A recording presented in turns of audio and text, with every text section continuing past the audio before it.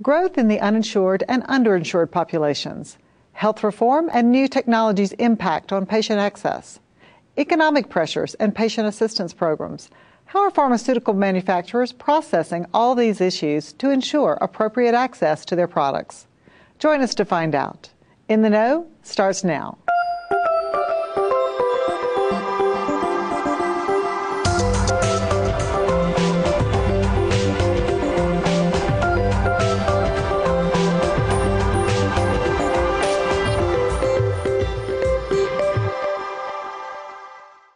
Hello and welcome to In the Know, your source for insight and analysis on the issues that matter to specialty pharma.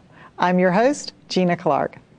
Today, we'll turn our attention to uninsured and underinsured Americans. Specifically, we'll discuss how pharmaceutical companies are addressing the needs of these populations through patient and copay assistance programs.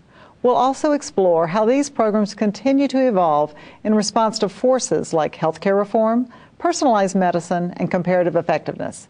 Here with us today is Nancy McGee, Chief Operating Officer for Lash Group, a national leader in pharmaceutical product support programs. Thanks for joining us today, Nancy. Thanks, Gina. How has the economic recession changed the U.S. uninsured and underinsured populations? And what are the current and future needs of these populations? Well, that's a really great question because it's one that our manufacturers are asking us just about every day. So with the recession and with the financial hits that have been occurring in the U.S., two patient populations have been growing at really a very rapid pace. The uninsured, so patients who don't have insurance, as well as the underinsured, and those are patients who have insurance, but they either can't afford their deductible or they can't afford their copay.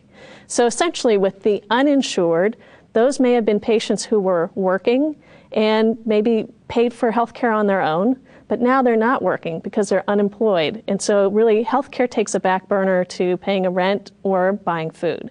So the uninsured market has grown in a huge way, and we estimate the population to be about 52 million here in America. The underinsured is a little bit harder to track because on paper it looks like they're covered by insurance. However, there are issues that are affecting that patient that they're not accessing their benefit. It's too much to pay for, or it may not be that they don't have an appropriate benefit. And so as a result, with the recession, it's really been a growing population because that affordability issue is certainly there.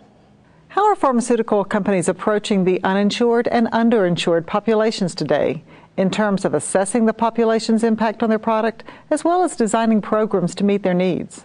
Fortunately, manufacturers have really looked at these two patient populations for years and years. Certainly, they want to have a good handle on the percentage of their population that is insured, uninsured, and underinsured. So they've really geared programs over many years to really address all three of those patient populations. With the recession, those numbers have dramatically changed. And so what manufacturers are doing now is really going back and having a look at their programs to make sure that they are adequately making sure that patients have access to their technologies. And so in many cases, they have to retool their programs and come up with new guidelines and broader bandwidths of assistance to really help these patients.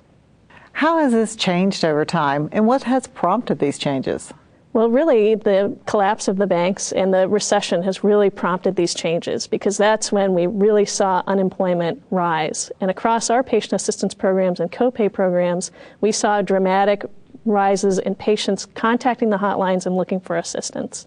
So many of our manufacturer clients really looked at their programs that many have had in existence for years and years and did an analysis to make sure that those patient populations, if they had grown, to really make sure that the criteria for the program were updated so that those patients could be helped.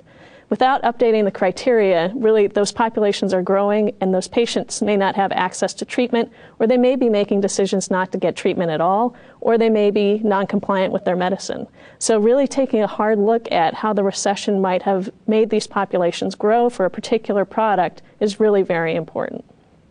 Does the approach to patient and copay assistance programs differ significantly between large pharmaceutical companies and smaller biotech firms, especially given the gap in resources? Well, I think the good news is that all of the manufacturers really have an interest in making sure that patients have access to their products.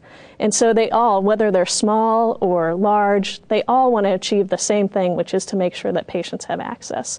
So certainly there are differences in terms of a large company having more resources to have a larger program, but certainly small companies also participate in offering their products through a patient assistance program and really examining what kind of assistance could be given from a copay consideration as well.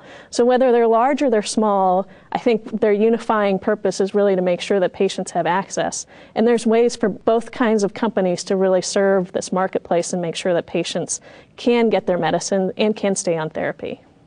In what ways does this differing approach between large and small manufacturers impact patient care in the specialty space? Well, it's really dependent on what type of product the large manufacturer might be making versus a small one. So if a small company has a novel treatment and it's the only treatment for a particular disease state, it's going to be really important for that manufacturer to consider all three sectors of the marketplace: the insured, the underinsured, and the uninsured. And that smaller manufacturer will have to make decisions about trade-offs and how to make sure that the largest cohort of patients possible can get access to their treatment. And I think that's a challenge that small, innovative biotechs have these days, is really to balance how much assistance they can give versus really making sure that their company moves forward. On the large pharma side, I think large pharma has been very innovative in really examining their criteria and then looking actively for ways to make sure that patients stay on therapy, whether it's a compliance program or really looking into patient adherence. I think that's really helping patients have positive outcomes, and it's a positive way to apply funds to make sure that those patients who have overcome insurance barriers or who have gotten assistance through assistance programs really stay on therapy, and that's what really everybody is looking for.